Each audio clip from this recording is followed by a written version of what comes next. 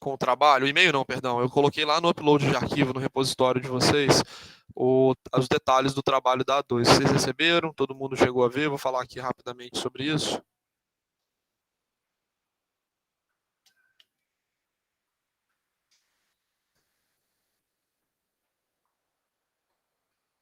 Deixa eu compartilhar. O áudio da rua tá atrapalhando vocês? Vocês estão ouvindo aí? Ou não? Tá ouvindo sim, professor. Assim, não, da rua não. O seu. Tá, o carro do gás aqui passando. Se atrapalhar, vocês me avisam que eu fecho a porta, que tá calor pra caramba onde eu tô. Bom, vamos lá. Trabalho nosso da A2, qual que é o objetivo? Elaborar uma resenha, tá? Acerca de um dos temas que nós conversamos, que seriam colocados aqui, estão dispostos abaixo, tá? Orçamento, dívida pública, tributação, política monetária e inflação. Então, vocês vão escolher um desses temas, claro que pode ser repetido, né? Porque é um trabalho individual para a turma grande, então não tem problema. Se todo mundo escolher o mesmo tema, não tem problema. Mas vocês vão precisar fazer fazer um trabalho sobre um desses temas, né? Escolher um desses temas, fazer o trabalho. O que é uma resenha? Vocês escreverem a respeito do tema, tá? E não precisa ser uma resenha crítica. Tá? Pode ser um resumo, pode ser analisar um aspecto específico desses temas, tá bom? Não precisa emitir uma opinião, né? Analisar criticamente essas matérias. Ou a matéria, aliás, que foi escolhida. Fala, Marcos Paulo. Professor, esse material tá no WebGIS? Tá, no WebGIS, lá no repositório.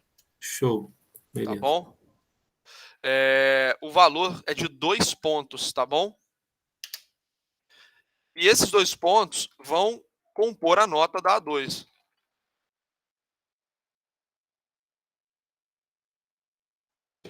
Saiu para vocês aí a visualização? Agora sim. Saiu. Agora saiu.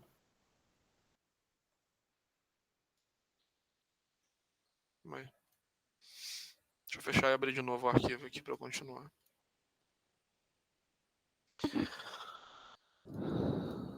Voltou. A gente vai ter como bônus a entrega do livro, né? Essa premiação do livro.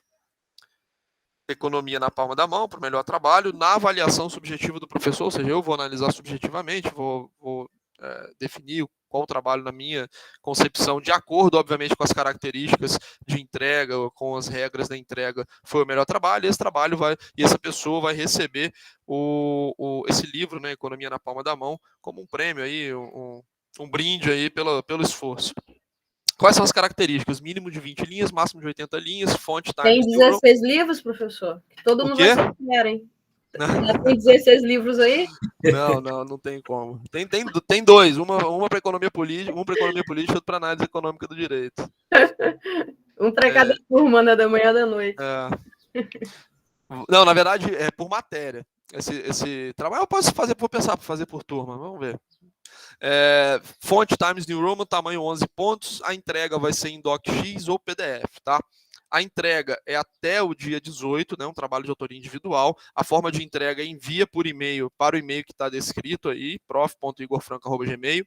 O título do e-mail é Entrega, Trabalho, Economia Política. E a data de avaliação, quer dizer, da minha divulgação da nota e do ganhador do prêmio, vai ter dia 28/11, tá bom?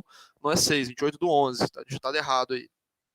Os critérios de avaliação: coesão textual, originalidade ou citação de referência. Se vocês quiserem fazer um trabalho todo original, que eu não recomendo, tudo bem, pode fazer, tá? Mas o ideal é que vocês usem referências para poder construir esse trabalho. Essas referências precisam ser citadas, mas não necessariamente no formato ABNT, tá bom?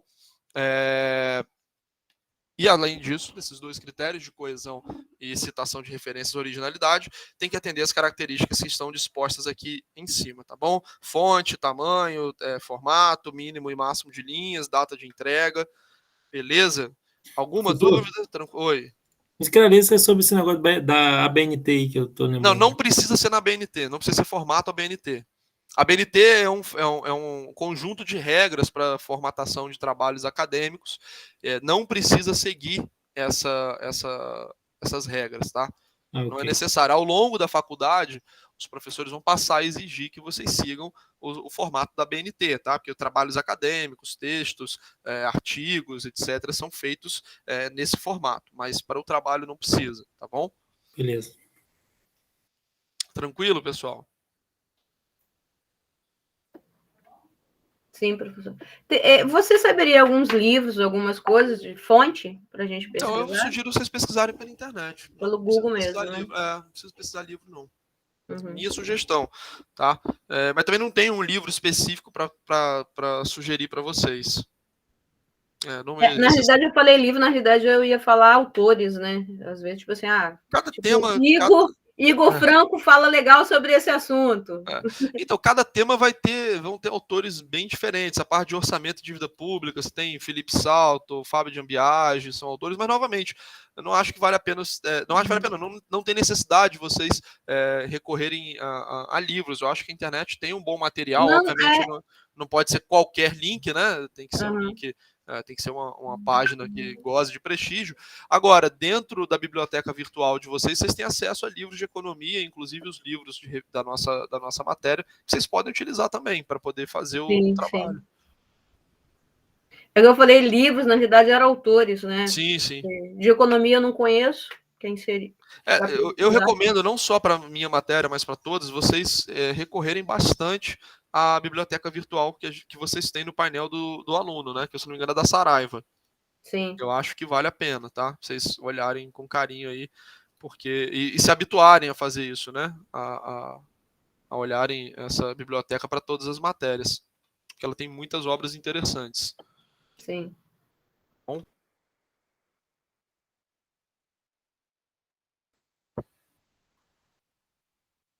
Bom, pessoal, vamos lá. Eu vou iniciar aqui a nossa apresentação.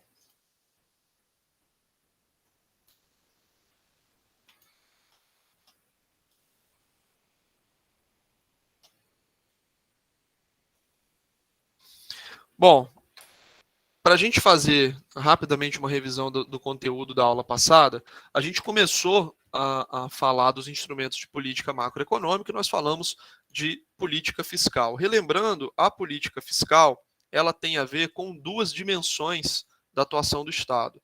A dimensão da obtenção de receitas, dinheiro que está entrando no caixa do Estado, ok? E as despesas ou gastos públicos, tá? Que significa o dinheiro que está saindo do cofre do Estado, ok? E essa política fiscal, ela é utilizada para fins econômicos, né? Uma vez que toda vez que o Estado ele gasta dinheiro, ele influencia na atividade econômica, né? Quando ele paga salários, contrata obras, quando ele faz investimentos, quando ele faz custeio de, por exemplo, comprando material para poder manter um hospital, uma escola, uma repartição pública. Tá? Então, esses gastos e essas receitas impactam a atividade econômica. Se o Estado ele aumenta, por exemplo, aumenta a tributação, ele tira dinheiro do bolso dos cidadãos. Esse dinheiro ele não será utilizado, né, para consumo dos cidadãos. Então, toda a atuação do Estado no que diz respeito a receitas e despesas gera algum tipo de impacto macroeconômico, gera algum tipo de impacto na atividade financeira do país, na atividade econômica, perdão, do país. Nós iniciamos a nossa matéria de política fiscal falando sobre o orçamento público e dizendo que o orçamento é aquele instrumento que vai justamente coordenar essas receitas e despesas. Ele vai estimar as receitas, vai indicar da onde essas receitas vêm e vai indicar também para onde esse dinheiro está indo via gasto, né? No que está sendo gasto, a quantidade do que está sendo gasto, tá? Essa ferramenta utilizada pelo Estado em todas as suas esferas para planejar a utilização do dinheiro público, chama-se orçamento público. E esse orçamento ele é composto de 3 peças, né? O processo orçamentário ele é feito ele é cumprido por 3 peças. PPA, que é um plano de médio prazo, que tem duração de 4 anos, é como se fossem as diretrizes mais gerais de atuação do gasto público. Nós temos as diretrizes orçamentárias, a lei de diretrizes orçamentárias, perdão, que tem uma duração anual e vai nortear a formatação do próprio orçamento, que é a LOA, Lei Orçamentária Anual. Então, a LOA é o próprio orçamento, é a discriminação das despesas, fixação da estimação, fixação das despesas, a estimativa das receitas, tá? Então, nós temos um processo orçamentário composto por 3 peças, e essas peças, elas se ligam, né? O PPA, ele vai direcionar a formatação da LDO, e a LDO formata a LOA, que é a Lei Orçamentária Anual, tá? Então nós temos uma hierarquia e uma se interliga com a outra, né? No sentido de nortear, guiar a sua concepção e formatação final, ok? Falamos sobre os princípios orçamentários e depois entramos na parte de tributação, né? Qualificamos os tributos, fizemos a classificação entre diretos e indiretos e também um outro tipo de classificação entre progressivo, regressivo e fixo. Falamos sobre os princípios de tributação, princípio da equidade, né? Que o imposto deve ser justo, da progressividade, que cada pessoa tem que contribuir na medida da sua capacidade, a neutralidade, que significa que os impostos eles não podem distorcer a atividade econômica, e a simplicidade, né? O tributo ele deve ser de fácil operacionalização, ok? E, por fim, os tipos de tributos. Falamos sobre impostos, taxas, contribuições de melhorias, contribuições sociais, empréstimos compulsórios e contribuição para iluminação pública. Na data de hoje, nós vamos entrar num tema que também tem a ver com política fiscal, que é o tema da dívida pública, né? O Estado ele tem 2 formas de se financiar. A forma clássica, como nós falamos, é a tributação. Então, via tributação, o que é essa tributação? É o Estado ir diretamente no bolso dos seus cidadãos e pegar uma parte do dinheiro, né, sob a justificativa de algum fato gerador. Ah, você recebeu salário? Então me dá aqui um pedaço. Você recebeu aluguéis? Me dá aqui um pedaço. Você recebeu uma herança? Me dá aqui um pedaço. Você fez uma compra? Me dá aqui um pedaço. Você vendeu um serviço, comprou um serviço? Me dá aqui um pedaço desse dinheiro. Então nós temos a tributação e a segunda via é a via da dívida pública. Ah, professor, por que o Estado ele faz dívida pública? Por que o Estado tem dívida? Bom, o primeiro motivo para o Estado ter dívida pública é que existe déficit no orçamento. Quando o Estado nacional ou qualquer esfera de governo, ele vai lá, olha para as receitas que estão fixadas, que estão estimadas, perdão, e ele contrapõe isso às despesas, ele percebe que falta, que o resultado disso aqui é negativo, que falta dinheiro, ok? Isso é chamado de déficit. Eu tenho mais despesas, por exemplo, aqui 1 trilhão de despesas, 1.000 bilhões, que é dar 1 trilhão, e aqui eu tenho 850 bilhões pelo lado da receita. Então está tendo um déficit, eu estou fechando aqui um resultado negativo. Esse resultado negativo, ele precisa ser compensado de alguma forma. Eu preciso arrumar dinheiro para cobrir as minhas despesas. Como que o Estado faz isso? Via dívida pública. Então, a dívida pública, ela existe porque existe um déficit orçamentário nos governos. E por que existe esse déficit? Porque ao longo do tempo, os governos eles foram assumindo mais funções, mais obrigações, né? Cada vez mais a sociedade foi demandando dos governos, e vocês sabem que pedir para político gastar é dar doce na boca da criança, né? Ainda mais nos últimos 100 anos, né? Nos estados democráticos, os políticos eles são eleitos pelo voto popular, pela maioria da população, então eles querem justamente gastar muito dinheiro, mostrar serviço, para que eles consigam se reeleger, ok? Então, nós temos, dentro dessa dinâmica do déficit orçamentário, uma situação estrutural em que o Estado ele tem cada vez mais obrigações e, em paralelo a isso, ele é operado por pessoas que têm interesse, né, que o Estado faça cada vez mais coisas. Além disso, um outro ponto para a existência da dívida pública é que você consegue alavancar o volume de dinheiro que você tem à sua disposição. Então, você chegar na população, por exemplo, e recolher, vamos supor, houve uma pandemia, a gente vai precisar recolher da população 500 bilhões. Espera aí, você vai arrumar uma revolução. Além da pandemia, você tem uma guerra civil, se você tentar tirar 500 bilhões a mais via tributação, por exemplo, do bolso das pessoas. As pessoas não vão aceitar isso. Agora, via dívida pública, você pode, às vezes, conseguir uma emissão de 1 trilhão de reais, conseguir muito mais dinheiro, né, que você conseguiria indo buscar esse dinheiro no bolso das pessoas e com um outro bônus. a dívida pública ela é menos impopular, porque ela é um pagamento diferido no tempo. Ou seja, esse pagamento ele vai ser diluído ao longo dos anos, ao longo das décadas. Eu faço uma dívida hoje que vai ser quitada durante bastante tempo. Eu não estou indo à vista lá pegar esse dinheiro. A dor dessa dívida ela é muito menor. Então, ela é menos impopular para ser utilizada. Então, esses três fatores é que contribuem para hoje a gente ter uma situação em que os estados eles são bastante endividados. O Brasil tem um problema mais grave, que além de nós sermos muito endividados frente ao nosso nível de desenvolvimento, nós pagamos muito caro por essa dívida, né? Então, os juros da dívida brasileira eles são muito altos, muito maiores que de outros países, como, por exemplo, os países desenvolvidos. Então, nós temos uma dívida alta e juros elevados, que é uma combinação bastante explosiva. Do ponto de vista da conceituação, nós podemos dizer que a dívida pública ela é a dívida contraída pelos diferentes níveis de governo, tá? E aqui vale um parêntese nesses diferentes níveis de governo para dizer que, desde a década de 90, o governo federal é praticamente o único emissor de dívida em nome do Estado. Tá? Os entes estaduais e municipais, hoje, eles são muito limitados para contrair dívida. Tá? Então, o estado do Rio de Janeiro, a cidade de Campos, tem muita dificuldade, por exemplo, de recorrer à dívida pública para poder cobrir um déficit orçamentário. Tá? Isso aconteceu porque durante muitas décadas a dívida pública foi muito mal gerenciada no nosso país. Então, nós tínhamos um problema de estados nacionais muito endividados e desorganizados. Tá?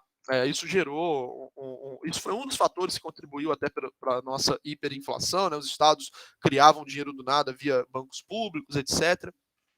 Bem, e a partir dos anos 90, houve uma federalização da dívida, o governo federal ele absorveu a dívida dos estados, tá? E hoje ele é praticamente o único responsável por fazer dívida pública. Continuando a nossa explicação, depois desse parêntese, nós temos que a dívida é contraída pelos diferentes níveis de governo para a cobertura de déficit orçamentário, justamente aquilo que eu expliquei, para financiar essa diferença entre receitas e despesas, né? Uma vez que existem mais despesas do que receitas, nós temos o déficit orçamentário. Esse déficit orçamentário precisa ser cumprido, porque, como nós estudamos, um dos princípios orçamentários é o princípio do equilíbrio, né? Nós temos que ter equilíbrio entre receitas e despesas, ok? E dentro da dívida pública, nós temos também a inclusão dos encargos para pagamento dessa dívida. Então, quando nós olhamos lá receitas e despesas do Estado, nós vamos incluir dentro dessas despesas também o serviço da dívida, que é o pagamento do principal mais os juros, tá? Então, a própria dívida pública, ela acaba gerando mais dívida, né, num ciclo vicioso. Nós temos aqui no Brasil um órgão responsável por fazer esse gerenciamento da dívida pública, que é o Tesouro Nacional. O Tesouro Nacional, ele é uma secretaria, tá? É a Secretaria do Tesouro Nacional, também chamado de STN, que é um órgão que fica dentro do Ministério da Economia, antigo Ministério da Fazenda. Então, nós temos o Ministério da Economia e nós temos abaixo dele a Secretaria do Tesouro Nacional, que é responsável legal pelo gerenciamento da nossa dívida pública, tá? E como é que funciona na prática essa dívida pública, né? Como é que essa dívida ela é criada e como que ela é paga ao longo do tempo? Bom, vamos supor que a gente tenha feito aqui esse bate, né, de receitas e despesas e a gente chegou à conclusão de que estão faltando aqui 100 bilhões de reais, tá? A gente precisa, né, de 100 bilhões de reais para poder pagar o déficit, cobrir o déficit orçamentário, tá bom? Então nós temos aqui 100 bilhões de reais de falta para serem cobertos. Sabendo dessa necessidade de financiamento do déficit público, o Tesouro Nacional ele vai ao mercado financeiro e ele oferece contratos de dívida, tá? Ele oferece contratos de dívida, ou seja, ele se compromete a pagar esse valor de 100 bilhões de reais. Então ele vai ao mercado e faz uma captação de 100 bilhões de reais. Então ele entrega esses títulos ao mercado financeiro, ok? Ao mercado financeiro, as pessoas que querem aplicar no Tesouro, querem comprar títulos do governo, e o mercado entrega para o Tesouro o dinheiro, ok? Então o Tesouro ele vai ao mercado, ele oferece esses títulos e o mercado devolve dinheiro ao Tesouro Nacional. E esse dinheiro ele é utilizado para cumprir as despesas necessárias do Estado.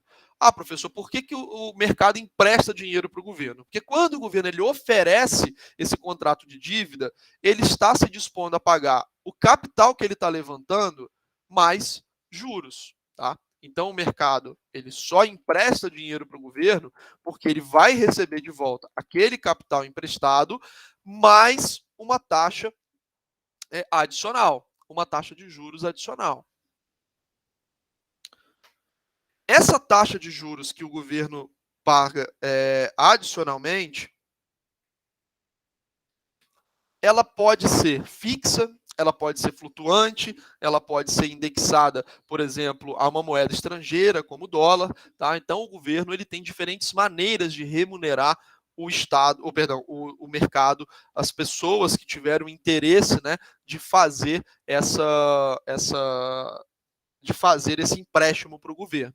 Então o mercado ele recebe de volta o dinheiro mais os juros e devolve, né, o título que estava com ele. Então eu recebi, vamos lá, eu sou um fundo de investimento, eu recebi o contrato do banco, eu recebi um contrato do governo e emprestei meu dinheiro. Para o Tesouro me pagar, eu vou devolvendo esse contrato ao longo do tempo que eu vou recebendo, tá? Todo esse processo hoje ele é eletrônico, né? Não tem títulos físicos, tá? Isso tudo é escriturado de maneira eletrônica, tudo dentro de um ambiente de negociação eletrônico, então nada disso hoje tem deslocamento físico, seja de dinheiro, seja de títulos, tá bom? Isso tudo é feito de forma eletrônica. E é através desse processo que o Tesouro ele vai fazendo o gerenciamento da dívida. Quando ele percebe que ele precisa de mais dinheiro, ele repete esse processo. Na prática, isso acontece quase todo dia, tá? Porque todo dia tem dívida vencendo, o governo precisa pagar e todo dia ele precisa refinanciar, né, uma parte dessa dívida. Então nós temos semanalmente leilões em que o Tesouro Nacional ele vai ao mercado ofertar os títulos públicos e recebe dinheiro, ok? Então essa dinâmica ela é cumprida quase que diariamente. A todo momento nós temos esse tipo de operação para financiamento do Estado Nacional. Pessoal, tranquilo até aqui? Tá dando para vocês, tá dando para a gente acompanhar, todo mundo? Entenderam, assim, por que existe a dívida, né? Por que os estados fazem dívida e de que forma essa dívida ela é gerenciada no dia a dia, tranquilo?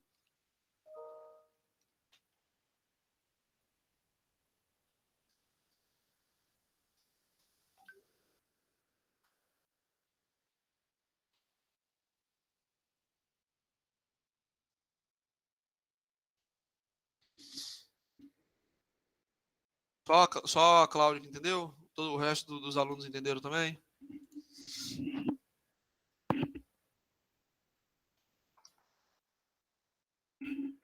Beleza, então bora.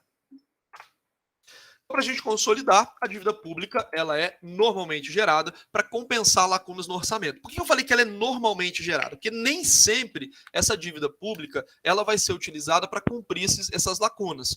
Às vezes a dívida pública ela é utilizada para o Estado realizar obras, por exemplo, que são necessárias, ou que ele julga necessárias, e ele não tem dinheiro, tá? Então não é que existiu a falta eu percebi que houve uma falta. Não, não é isso. Eu me programo para fazer dívida, para fazer alguns investimentos. Por exemplo, o Estado quer construir uma usina hidrelétrica, né? Tá com falta de energia, né? O Estado quer fazer uma usina hidrelétrica para gerar mais energia futuramente. Então ele vai ao mercado, faz dívida para fazer obra. Tá? Então não foi necessariamente um descasamento. Ele preferiu fazer essa dívida para fazer obra. Isso aconteceu muito nas décadas iniciais do século passado. Tá? O Estado fez muita dívida para conseguir construir obras de infraestrutura no país. Tá? Então, muito dinheiro foi tomado, emprestado, e antigamente esse dinheiro era muito tomado no exterior. Muito dinheiro foi tomado no exterior para conseguir fazer essa dívida, por exemplo, para conseguir fazer essa infraestrutura de pontes, estradas, empresas estatais que existiam no século passado. Tá? Então, nem sempre é para cumprir lacunas no orçamento. Isso pode ser feito de maneira deliberada. Tá? Isso está explicado na próxima frase. Ou seja, ao estipular o que será gasto num determinado exercício, acontece um descasamento, ou seja, essa diferença deliberada ou acidental. Então, isso pode acontecer sem previsão, né? Gastamos mais do que a gente deveria, ou teve uma necessidade superveniente, ou a gente pode programar esse descasamento e aí fazer dívida em nome dessa programação que foi feita. Tá? A diferença entre esses recursos captados, bom, isso aqui eu já falei, o déficit eu já expliquei. Opa, eu queria passar antes. Deixa eu perguntar para aliás, vocês já estão com o slide, né? Então não vai adiantar muito, mas na aula passada, na turma passada, eu não havia ainda enviado os slides para os alunos e eu perguntei, né, quanto que eles achavam que era a dívida pública do Estado brasileiro. E a maioria falou, 300 bilhões, 500 bilhões. E, na verdade, a dívida do Estado brasileiro, ela está na casa de 5 trilhões e meio de reais com data de agosto. Então, o consolidado da dívida pública federal brasileira está na casa de 5,5 trilhões de reais. Isso é muito dinheiro, tá? Muito dinheiro. 5 trilhões de reais e meio significam 5.500 bilhões de reais. É muita coisa, né? É muita coisa. E essa dívida, né, ela é dividida aqui pelos fatores de remuneração, que eu já expliquei para vocês, né? O prefixado é a taxa fixa, índice de preço que acompanha a inflação, outro tipo de correção. Taxa flutuante normalmente é uma taxa de juros, por exemplo, a taxa Selic. O câmbio é atrelado normalmente ao dólar, tá? E nós temos a divisão desses 5 trilhões e meio entre o que é devido aos investidores locais, aos credores locais e o que é devido no exterior. Hoje, o Brasil ele não tem um problema de dívida externa. Nós já tivemos. Inclusive, tivemos problemas graves, demos calote na dívida externa, precisamos repactuar. Vocês, a maioria da turma, acho que é mais nova, não vai lembrar, mas na década de 90, né, havia uma grande preocupação com a dívida externa brasileira, e naquele momento isso era uma fragilidade muito grande. Hoje não é um problema, né? A dívida externa nossa é bem pequenininha, ela é gerenciável. Professor, por que a gente tem dívida externa? Porque lá fora o juro é mais barato, né? O juro brasileiro ele é muito alto, nós pagamos muitos juros. Então lá fora a gente consegue captar um pouquinho mais barato. Em caso de calote, como fica a visão que a União passa para outros países? Pois é, fica péssimo, né? Então, o primeiro sintoma do calote é que ninguém mais quer emprestar. E uma vez que o Estado ele tem esse déficit crônico, né, ele precisa de dinheiro para poder rodar suas operações, o primeiro efeito de um calote é um pandemônio, né? Porque começa a faltar dinheiro. E aí, o que acontecia, né? Por que a gente teve aquela inflação absurda? Como faltava dinheiro para poder pagar as contas, o Estado imprimia dinheiro praticamente, né? Ele criava dinheiro do nada. E aí você tinha um caminhão de dinheiro sendo despejado na economia para poder fechar as contas do Estado. Tá? Isso causava desvalorização do dinheiro, né? Você tem um batalhão de dinheiro para comprar uma quantidade de bens que não se expandiu da mesma forma, a gente vai falar um pouquinho sobre isso na inflação, você tem a desvalorização da moeda. A inflação, em última instância, é a desvalorização da moeda, né? E aí é muito ruim. Hoje, esse risco de insolvência do Estado brasileiro, ele é preocupante, assim, no longo prazo, mas não é algo que seja assim, urgente, como era na década de 90, na década de 80, né?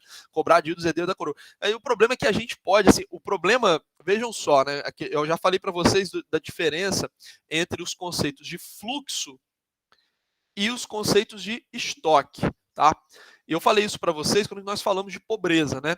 A pobreza, sem dúvida, representa uma pessoa pobre, sem dúvida, ela não tem um estoque de riqueza, né? Ela não tem um patrimônio acumulado. Mas a pobreza é principalmente um problema de fluxo, porque todo mês eu precisaria de dinheiro para subsistir e eu não tenho, ok? A dívida é um pouquinho parecido. O problema da nossa dívida não é o estoque de dívida, aliás, é um problema, mas pior que isso é a gente ter que aumentar a dívida toda hora, né? Então, por exemplo, vamos aumentar a tributação. Vamos cobrar dinheiro de grandes fortunas. Beleza, a gente vai lá, recolhe um caminhão de dinheiro. No mês seguinte, o Estado está precisando de dinheiro para se financiar de novo. Então, na verdade, o problema da dívida pública não é aquela dívida acumulada. Esse é um problema grave, mas mais grave que isso é o fato de que todo mês está faltando dinheiro para a gente fechar as nossas contas. Então, essa dívida tende a aumentar. Se eu, por acaso, fizer uma mega tributação, tirar dinheiro da população inteira e pagar a dívida pública, no mês seguinte eu já tenho dívida de novo. Né? Então, é um problema bem grave. Né? A dívida mais grave de todos os problemas é o fato do fluxo de dívida, né, ele ser crescente ao longo do tempo. Então, a gente vai fazendo mais dívida ao longo do tempo. Isso pode ser visto, por exemplo, aqui. Em dezembro, a dívida era de 5 trilhões, agora é de 5.500. Oi.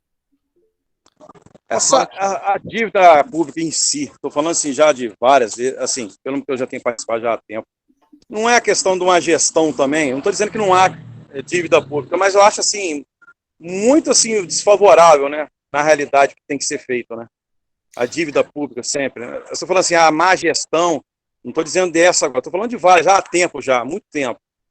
O que o senhor tem a dizer assim? Não sei, eu estou falando que a gente, esse assunto é muito interessante para nós todos, entendeu? Sim. Eu vejo dessa forma.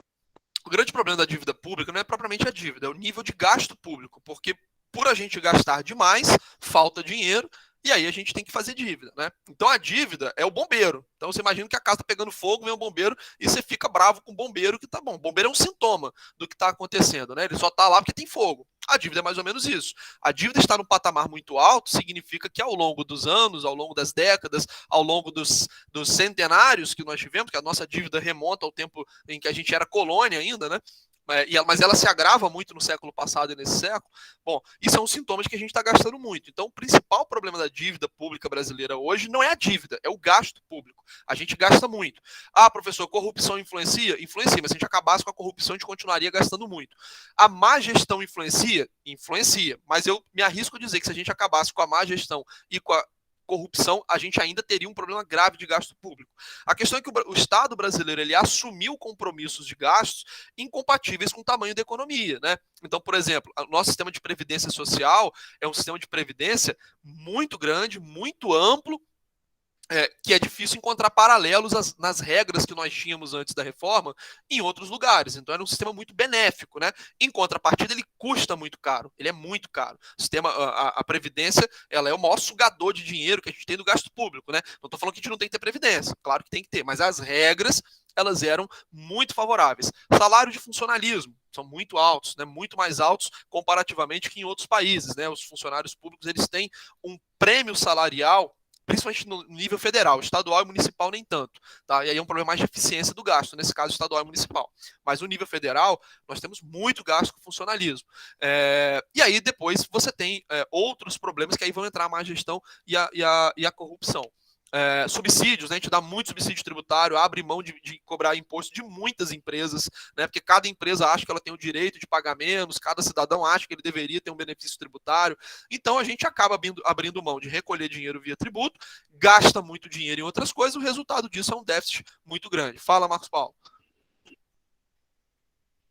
Professor, o senhor, pelo conhecimento aí que o senhor tem, essa reforma, isso era necessário, isso foi benéfico para a economia, isso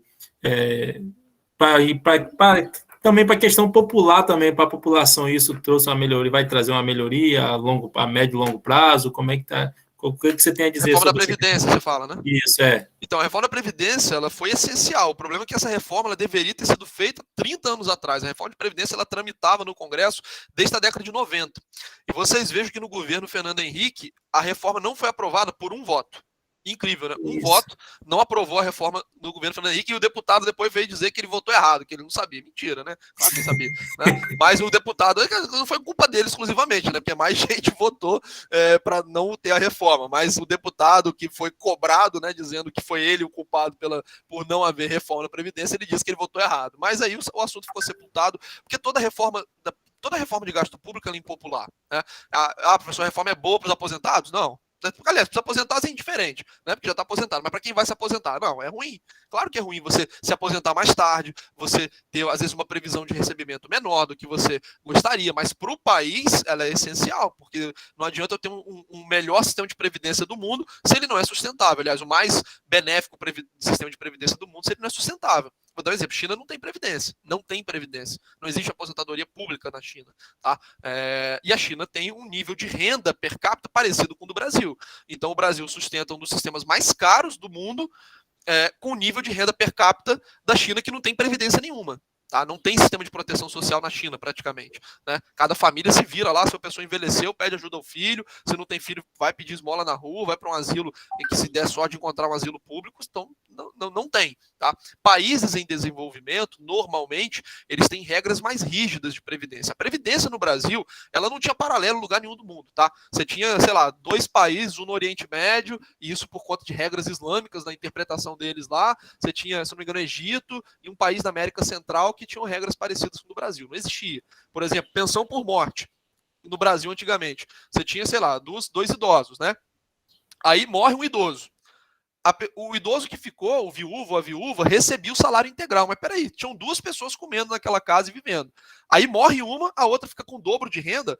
No final das contas, ela enriquece, né? Porque se eu tenho, vamos lá, R$1.000 para cada um, a renda familiar é 2.000.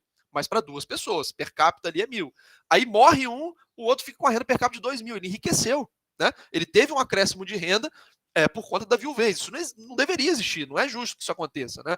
Até porque o sistema de previdência, mas a pessoa pagou a vida inteira, mas se você pegar o que ela pagou e calcular o quanto que ela receberia do que ela pagou, ela não vai receber nada. A previdência, na verdade, ela funciona num sistema, quase que um imposto que a gente paga para ter o benefício tributário, porque a conta não fecha. O que você contribui para a previdência, se você fosse receber esse dinheiro de volta, não pagaria o que as pessoas recebem, tá? Não é um sistema sustentável. A previdência brasileira, ela propositalmente precisa de financiamento externo. O dinheiro das contribuições não sustentava e não sustenta, nem vai sustentar a Previdência brasileira. Então a gente precisa trazer dinheiro do orçamento de fora. Só que é bom tentar fechar esse déficit, né? Se as pessoas que estão contribuindo para se aposentar estão, sei lá, entregando 500 bi e eu gasto 1,5 tri, bom, seria bom às vezes cobrar mais essas pessoas aqui, baixar o nível de benefício para tentar diminuir essa diferença, né? Então o sistema previdenciário brasileiro era assim, era um caos, era horroroso, era o pior, talvez o pior modelo do mundo.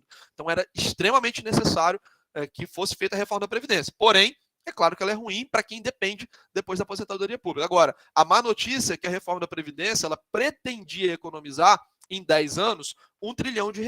Então, depois que nós modificamos as regras, a economia prevista seria de R$1 trilhão. Sabem quanto que a gente gastou ano passado para auxílio emergencial e outros gastos necessários para combater a pandemia? R$1 trilhão. Então, por conta da pandemia, a gente praticamente anulou os efeitos de longo prazo da reforma da Previdência, né? Então, o problema ele é assim, a nossa situação não é muito confortável, né? Em um ano a gente precisou e aí tinha que fazer, né? Tem problemas de ajuste, né? O auxílio emergencial ficou muito alto, acabou pagando para muita gente que não precisava, mas na hora do tá tudo fechado, pessoa passando fome, você não tem muito tempo às vezes para poder desenvolver o melhor programa possível. Mas como efeito colateral, a gente se endividou em R$1 trilhão, né, que seria aquela economia da reforma da Previdência. É porque ela foi muito questionada, né, por muitos, né? Então, eu até então, pelo pouco conhecimento que eu tenho, que até o momento, eu não fui muito de questionar, pelo fato de não entender muitas vezes a gestão pública, como que funciona na íntegra. Então, mas a princípio, assim, muitas pessoas questionaram, muitas pessoas eram contra, tal, até minha família, muitas vezes aqui, mas é isso, porque assim, você de fato vai ser, você, que eu digo não você, né, mas a pessoa que está para se aposentar, ela vai ser prejudicada, não tem o que argumentar, né? Mas isso precisa ser feito em benefício do longo prazo das próximas gerações, entendeu? Vou dar um exemplo, assim, isso não era abarcado pela reforma da Previdência, isso foi alvo de uma reforma no próprio estado do Rio Grande do Sul. Mas no Rio Grande do Sul, você tinha, às vezes, PMs, mulheres, que se aposentavam aos 43 anos. Então você trabalha 20 anos e fica 60 anos aposentado. Como é que a conta fecha? né? E outro problema, a Previdência brasileira, ela era uma previdência que favorecia os ricos, porque os que ganhavam mais se aposentavam por tempo de contribuição. O pedreiro, o informal, etc., ele ia para o benefício de prestação continuada, o BPC, que é um salário mínimo, ou ele se aposentava por idade. Então, além de ser um sistema caro, ele era um sistema que causava desigualdade de renda, porque você tinha as pessoas mais ricas sendo beneficiadas, né? Porque normalmente quando você se aposenta por tempo de contribuição, é porque você passou muito tempo com CLT, você contribuiu, carteira assinada, consequentemente você tem um salário muito maior do que um pedreiro que nunca teve carteira assinada, certo? E aí você se aposentava, por exemplo, aos 55 e o pedreiro aos 65. Que sistema é esse, né? Que justiça social é essa? Então a Previdência brasileira, cara, era assim, eu acho que se a gente parasse para pensar do zero, não chegaria um sistema tão ruim quanto era a Previdência que a gente tinha, tá? Melhorou, mas ainda é uma Previdência muito cara. Só que existe, como você mencionou aí na sua casa, né? E isso com certeza todo mundo que tem pessoas mais velhas em casa teve a mesma experiência. Você tem uma oposição muito grande da população, né? É igual você querer aumentar imposto, né? Ah, tá faltando dinheiro, a gente precisa pagar mais imposto, mas ninguém vai querer pagar mais imposto, certo? Então é impopular. É bom para o país ter uma tributação maior? Se for para equilibrar, às vezes, uma razão de dívida, às vezes é melhor ter uma tributação maior, mas é impopular, entendeu? É ruim para quem está pagando, isso aí não tem o que questionar. As pessoas vão ficar mais pobres no dia seguinte que pagarem imposto, tá? Mesma coisa a Previdência. Quem se aposentou com uma regra vai demorar mais para se aposentar, vai aposentar recebendo menos, enfim, as próximas viúvas não vão ter a pensão duplicada, então é ruim, tá? Tem essa dimensão aí do micro, né? No micro é ruim, mas no macro é essencial a gente fazer isso.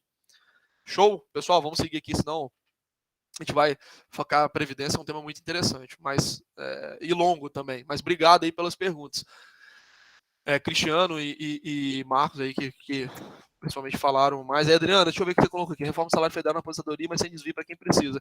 Mas foi o que eu falei, assim, mesmo que a gente corrija a corrupção no Brasil, a gente ainda assim teria um gasto público muito alto. Infelizmente, a grave nisso é necessário dessa forma de acabar com tudo, tá diminuindo impostos. Em algum momento a gente vai ter que fazer um ajuste, né, fiscal. Isso sem dúvida nenhuma, mas todo ajuste fiscal que é proposto tem uma oposição muito grande, porque alguém sempre vai sair perdendo. E o Brasil, pessoal, nós temos no Brasil uma colchinha de retalho de interesse. Todo grupo tem algum tipo de interesse. Funcionário público, funcionário privado, algumas empresas, cada setor de empresas tem seu interesse e todo mundo tem uma fatiazinha do gasto público que beneficia essa pessoa, tá? Todo mundo, invariavelmente você vai encontrar algum tipo de distorção que te beneficia de alguma forma, tá? Então, por exemplo, empresário. Empresário sofre muita burocracia no Brasil. Beleza, mas tem um monte de empresário que está no regime simples lá, que paga pouquíssimo imposto. Você tem muito PJ que paga pouquíssimo imposto, deveria estar na CLT.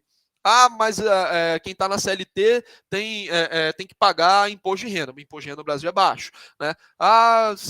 Funcionário público tem condições de trabalho, mas o prêmio salarial é absurdo. Então você sempre tem distorções dentro desse ambiente macroeconômico brasileiro, dentro do gasto público brasileiro, que qualquer tentativa de mudança gera muita oposição. É muito difícil mudar as coisas no Brasil, porque todo mundo sempre que você tem uma mudança, algum grupo muito influente vai se sentir prejudicado e de fato pode estar sendo prejudicado, né? Mas pelo interesse coletivo aquilo deveria ser feito, né? Então, vou dar um exemplo. Se você tenta, nós temos, sei lá, vamos imaginar que a gente tenha produtores de leite, e isso acontece, que tem auxílio do governo para poder comprar vaca, para ter o pasto lá, qualquer coisa. Então, você tem um subsídio aí para a indústria de leite. Isso acontece, tá? Nossa indústria de leite tem subsídios.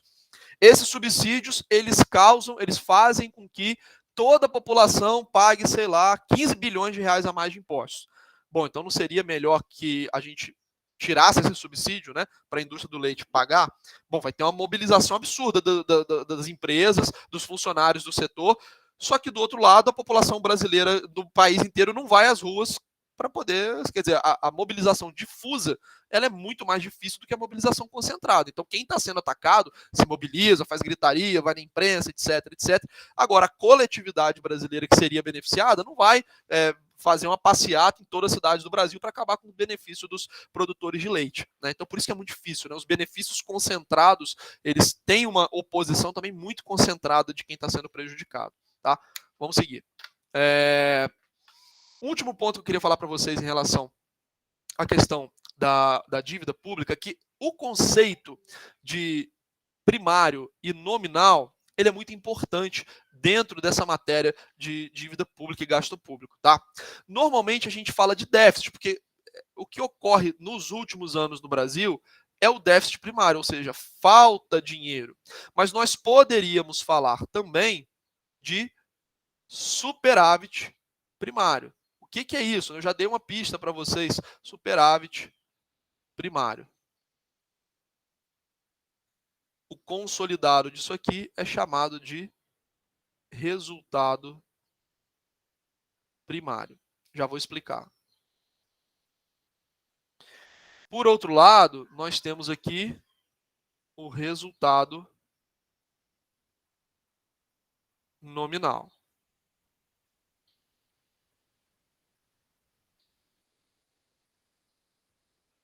Nesse caso aqui, superávit ou superávit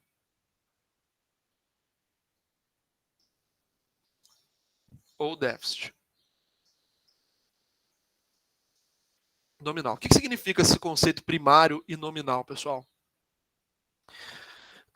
O conceito primário, ele vai levar em consideração quando nós colocamos na conta todas as receitas do Estado e todas as despesas que nós temos, exceto a despesa com a dívida pública, tá? Então as despesas financeiras, elas não entram, nós não consideramos as despesas financeiras dentro dessa conta. Eu não vou colocar aqui o que eu gasto com a dívida. Imagina o seguinte, imagina uma família, tá bom? Essa família está fazendo o orçamento lá. Luz, água, telefone, escola das crianças, farmácia, padaria, papapá, alimentação, e tá tudo colocando aqui nas despesas, tá? Tudo aqui nas despesas. E aí, essa família olha para o lado das receitas. Bom, salário, tem um aluguelzinho, a mesada que o avô dá para poder pagar a escola do neto, e tá tudo aqui nas receitas, tá? E aí vai fazer vai fechar, passar a régua aqui e vai chegar ao resultado primário.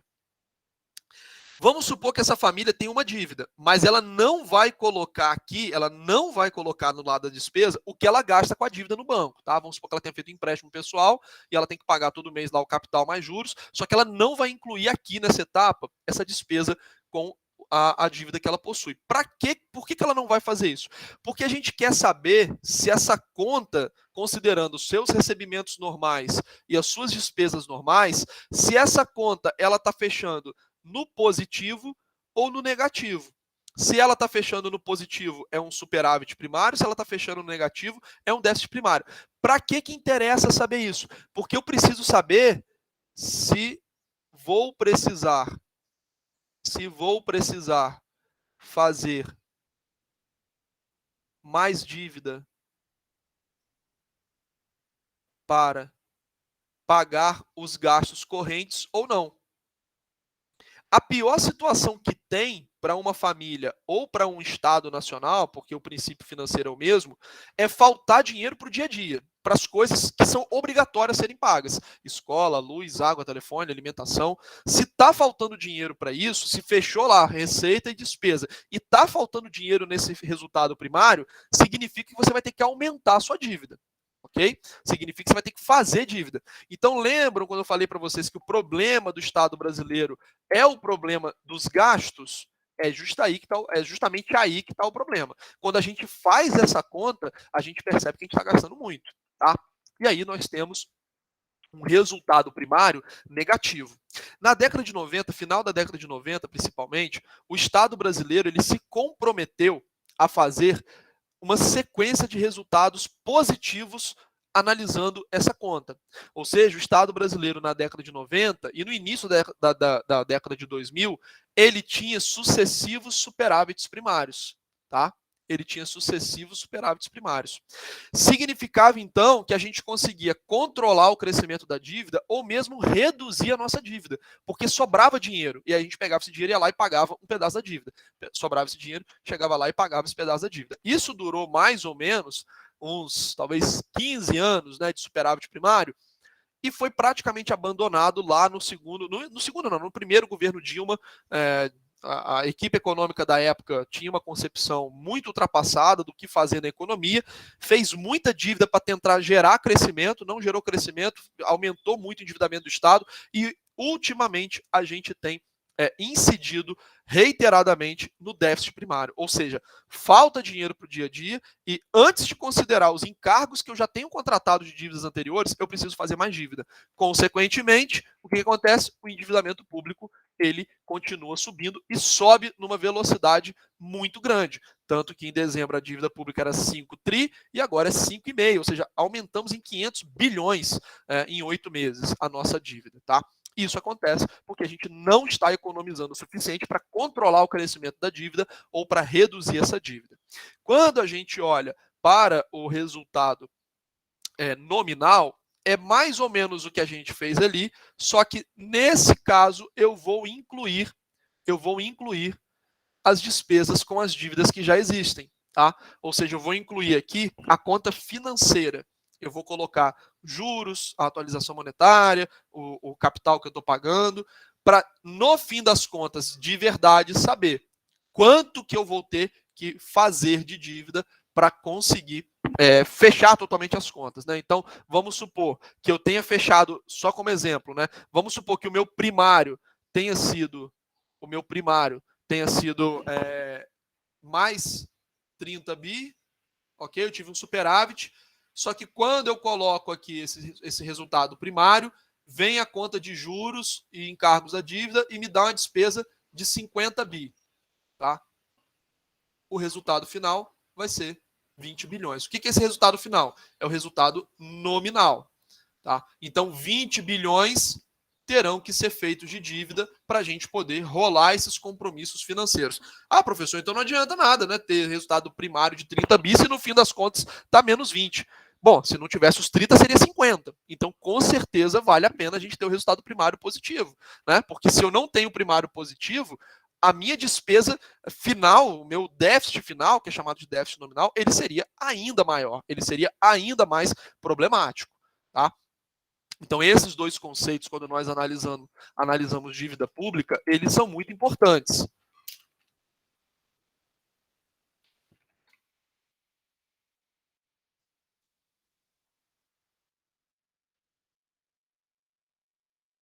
Beleza, pessoal? Tranquilo? Entendido até aqui?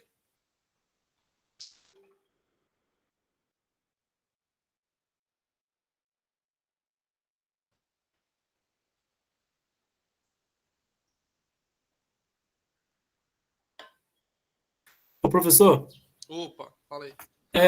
aí alguns dos meios que são usados, por exemplo, essa privatização aí, isso foi um meio para querer diminuir o déficit?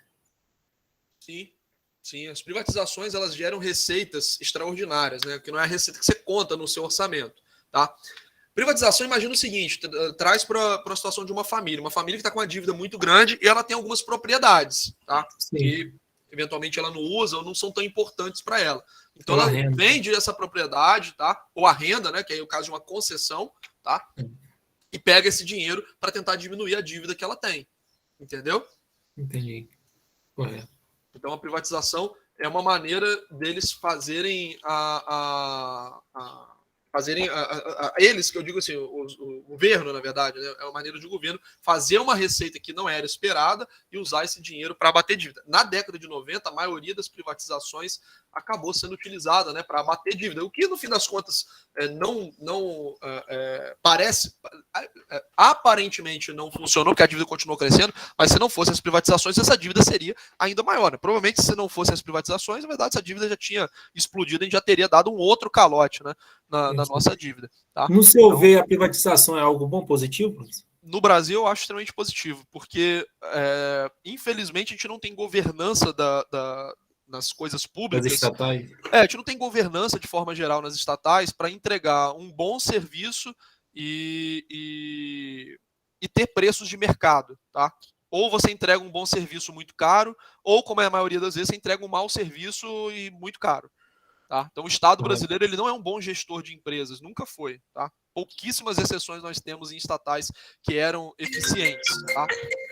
Então, com certeza, acho que é um bom Na minha opinião, é com certeza um caminho a ser tomado, né? Privatizar o máximo possível. Mas tem estatal na Noruega de petróleo. Cara, mas Noruega não é Brasil, né? Noruega é Noruega. Então lá eles podem ter uma estatal, mesmo que seja até pouco eficiente, mas lá é Noruega, né? Brasil é Brasil. Então a gente precisa, né, focar o Estado em coisas que ele é mais eficiente, sem dúvida. Ele não é eficiente. Só pra você ter noção, a Vale, antes de ser privatizada, chegou a um ponto em que ela distribuía mais lucro para os funcionários do que ela distribuía lucro para o governo, que era o acionista majoritário. Né? Então, assim, a empresa estava totalmente capturada, né, pelos próprios funcionários. Não tinha gestão dentro da empresa, não tinha governança, né? Não faz sentido. Claro, o funcionário tem que ter participação dos lucros, sou totalmente a favor. Mas é claro que o dono do negócio tem que ter o maior lucro, né? Pô, o cara que correu risco, montou tudo, gastou dinheiro. Então, era assim, um sintoma bizarro, né, de como a empresa era mal gerenciada. Tanto que hoje a Vale ela entrega muito mais em impostos para o governo do que ela entregava em dividendos. Né? As linhas férreas também, né, professor? Os ingleses que inventaram, nós aprendemos, fomos os dominantes, né, na área de transporte. O quê? Mas nunca deu lucro, né? As linhas férreas. Mas agora sim, uma coisa, esse debate de privatização, ele acabou sendo muito contaminado por questão política, né? E eu confesso que eu acho que eu ajudei um pouquinho a contaminar isso, eu já fui muito mais radical na defesa de algumas coisas, mas vou dar um exemplo. Em alguns casos, eu acho que se justifica, né? Você ter estatais em setores em que você não tem participação nenhuma da iniciativa pública, ou não só estatais, mas talvez empresas que sejam gerenciadas numa espécie de parceria, né, uma sociedade mista, ou um PPI, né, que é um programa que é um pouco diferente da sociedade mista, mas é uma participação entre Estado e iniciativa privada, porque alguns setores, eles de fato são deficitários, às vezes eles podem ser importantes, né, para o desenvolvimento do país. Por exemplo, a malha férrea, será que seria interessante o Estado rodar uma operação deficitária no início para aumentar a infraestrutura do país? Talvez sim, tá? O problema é que no Brasil, a priori, a gente tem, como eu falei, uma governança muito ruim. Então, você normalmente cria uma estatal ineficiente, você cria uma estatal que vai ser utilizada por um grupo, né, de político, né? Então isso era muito comum, ainda é comum, né? As estatais serem loteadas entre políticos. Por exemplo, o escândalo do Mensalão, ele começa nos Correios. Os Correios, eles eram distribuídos na época do governo Lula para o PTB, partido do Roberto Jefferson, que está preso, né?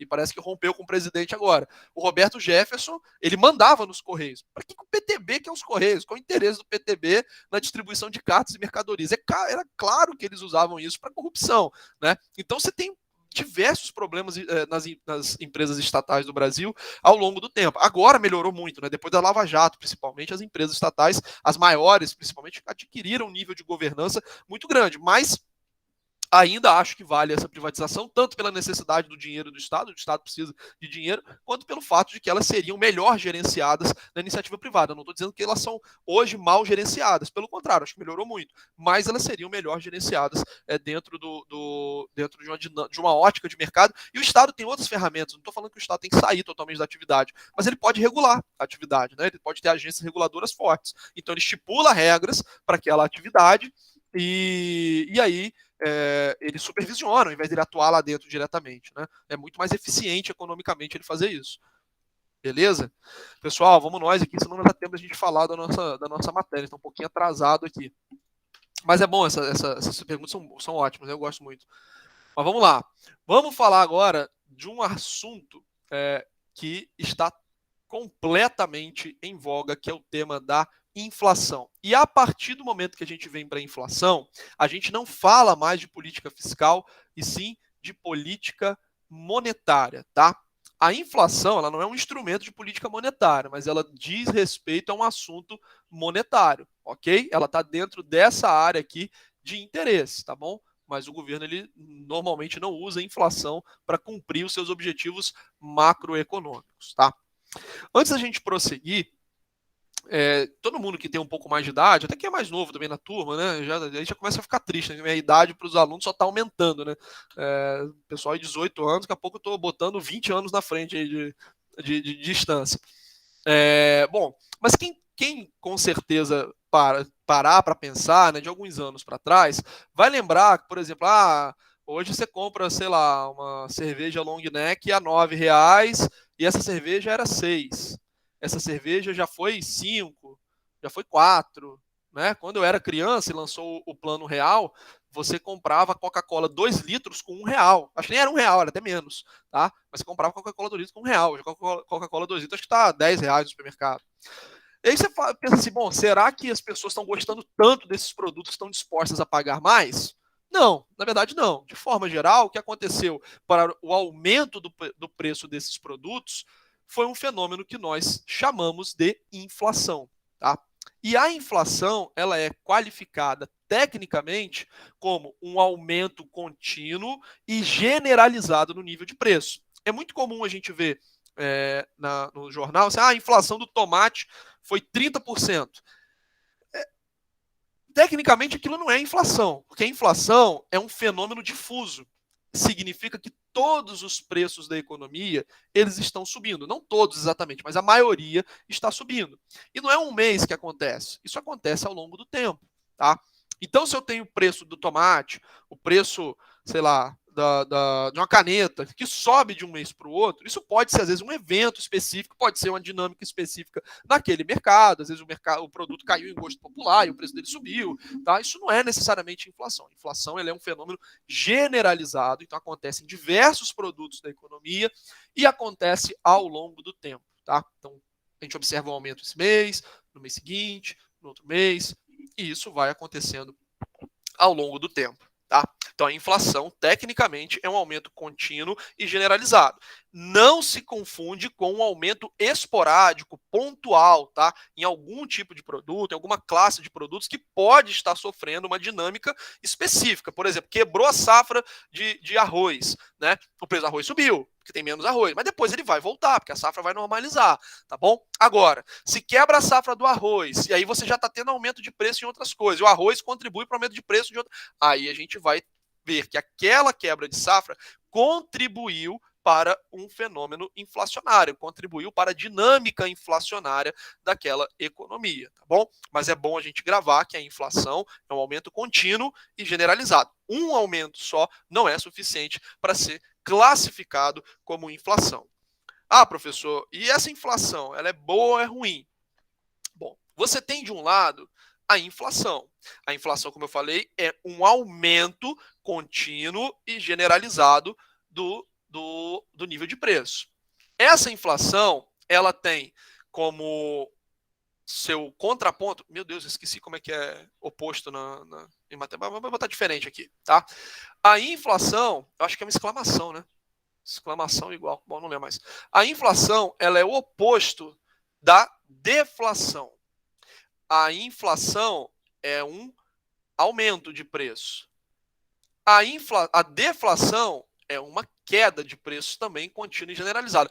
Pô, professor, maravilha, né? Os preços estão caindo, tá tudo ficando mais barato, que ótimo, né? Eu quero ter a deflação. Mas olha só, vamos supor que você vá ao mercado e você vê o preço do arroz. Não, o preço do arroz não, vou falar de outro bem. Você vai querer comprar uma blusa, tá? Aí você vê que o preço da blusa na loja tá R$100 no mês, tá? No mês 1. Aí você está sabendo aí que está tendo um efeito deflacionário na economia, os preços estão caindo. E no mês 2, você volta na loja e está 95. No mês 3, você volta na loja e esse preço está 89.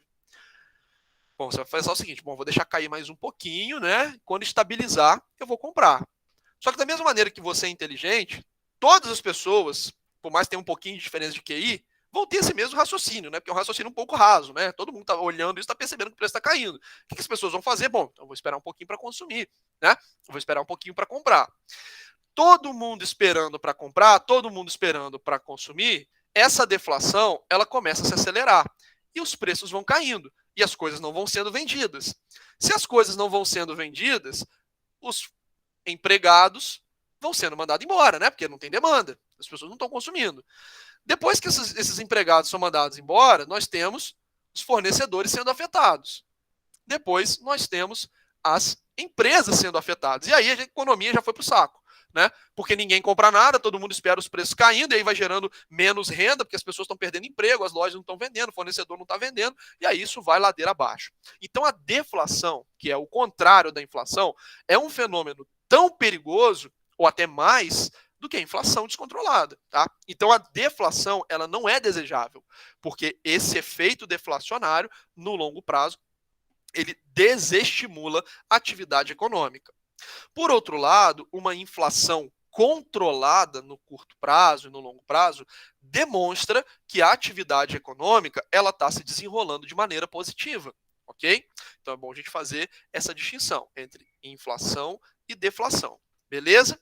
Por isso que não é interessante que a gente tenha inflação negativa, tá? A deflação, que é a queda de preços, ela não é desejável para a economia, tá bom?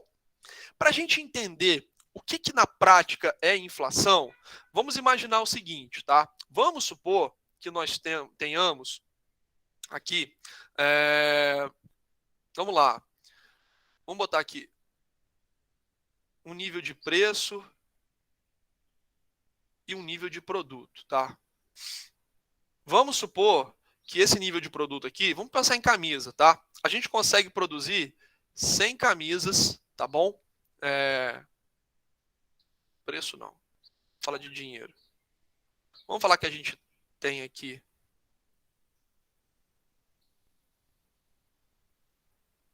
Eu tenho aqui 100 camisas que são produzidas, né? E o somatório de dinheiro na mão da população é de R$1.000, ok? Então, cada camisa, ela custa mais ou menos R$10, tá bom?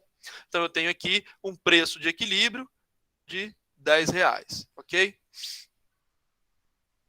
Um preço de equilíbrio de R$10. Vamos supor que essa produtividade da economia, ela cresça a uma razão de 5%. Então, no mês seguinte, eu tenho 105 camisas, e aí as trocas econômicas foram acontecendo, e a gente teve aqui uma alta também de 5%, e a gente teve aqui R$1.050 de dinheiro. E aí nós temos um preço de equilíbrio de R$10,50, tá bom? Agora, vamos supor que algum de nós tenha sido eleito presidente aí do nada, e nós tivemos uma ideia que a gente teve quando era criança. Bom, eu quando era criança fiquei sabendo que o país tem uma máquina, tem uma empresa chamada Casa da Moeda, que tem um monte de máquina que imprime dinheiro. E eu tô vendo que a população está com pouco dinheiro no bolso, né? 1.050 para todo mundo, né? Pouco dinheiro. Eu vou fazer, sabe o seguinte? Eu vou ser um político muito popular e eu vou fazer um grande movimento aqui impensável. Eu vou imprimir dinheiro e vou distribuir para a população no mês seguinte, e todo mundo tinha R$1.050, agora vai ter o dobro do dinheiro. Eu vou ter R$2.100 na mão da população. Todo mundo que tem R$1 eu dou outro, né? Dobrei o dinheiro da população. Bom, maravilha, né? De um mês para o outro, você tinha R$100 na carteira, você tem 200. Caramba, legal. O problema é que essa produtividade, ela crescendo a uma razão de 5%, ela vai gerar, no mês seguinte, 105 vezes 1,05, 110 camisas, aproximadamente. Não dá para fazer 0,25 de camisa. Vai ser 110 camisas. Olha o problema, eu tenho muito mais dinheiro na mão da população, só que esse dinheiro ele está disputando uma quantidade de bens que não cresceu na mesma magnitude, porque aqui eu tive um aumento de 5% na produtividade e aqui eu tive um aumento de 100% no tamanho do dinheiro circulando na economia. O que vai acontecer? O preço de equilíbrio ele vai se ajustar, né? 2.100 por 110, cada camisa agora vai ter um preço de equilíbrio de R$19,10 aproximadamente. Vocês vejam que dobrar o dinheiro na mão da população somente contribuiu para o preço da camisa quase dobrar, certo? Então o preço da camisa subiu muito logo após a gente ter feito esse aumento de dinheiro. Então nós percebemos que o que vale, na verdade, para a economia não é o dinheiro que está na mão da população, tá? Não é o dinheiro que está na mão da população, mas a produtividade, o número de produtos disponíveis que nós temos para comprar. Porque se eu aumento muito o dinheiro e eu tenho o mesmo número de produtos sendo criados, eu simplesmente vou estar mudando o patamar de preço deles. E aí nós vamos ter um novo preço de equilíbrio para uma mesma quantidade de bens. Quando a gente olha para o fenômeno inflacionário, nós percebemos que, ao longo do tempo, o que aconteceu, principalmente na economia brasileira, claro que teve aumento de produtividade, mas o que a gente teve foi um aumento muito maior no nível de preço, certo? Então, as pessoas hoje estão pagando R$ 9,00 numa cerveja long neck, não é porque elas adoram muito mais cerveja long neck do que era, sei lá, 20 anos atrás, quando isso aqui era 3. É porque a gente cresceu a produtividade, sem dúvida nenhuma, mas o nível de dinheiro circulando na economia cresceu muito mais, certo? Então você tem um mesmo dinheiro, uma quantidade de dinheiro que subiu muito, atrás de uma quantidade reduzida de bens.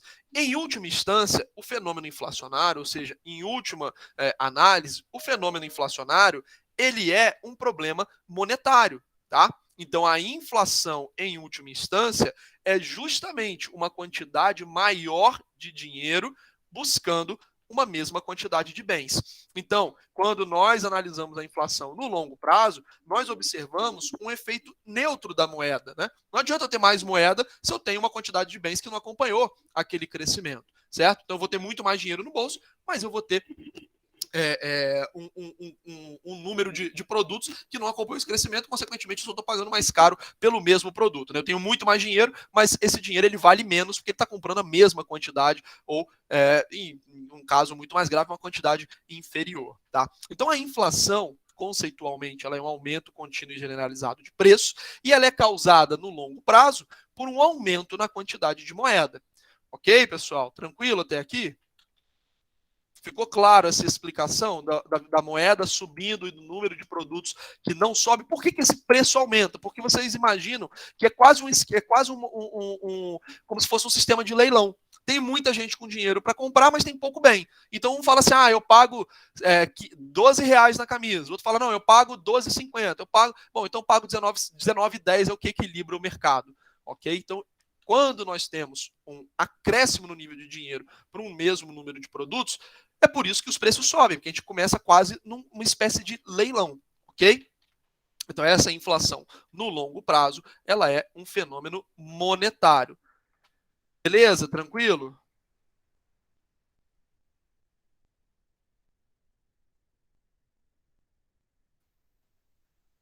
Sim, professor. Beleza. Agora, quando nós estamos falando desse início do processo de inflação, nós temos algumas fontes de inflação que vão gerar, né, esse gatilho de aumento de preço, ok? No curto prazo, nós temos coisas que influenciam a inflação que começam a acelerar essa dinâmica de crescimento de preço. Eu falei para vocês que a inflação, quando ela está controlada, né, ela é um sintoma de uma atividade econômica positiva, certo? Então, quando a inflação ela está num patamar controlado, ela é um sintoma de uma atividade econômica positiva, porque o seu contrário, a deflação, é justamente também o contrário do volume de atividade econômica. É uma atividade econômica negativa, ok?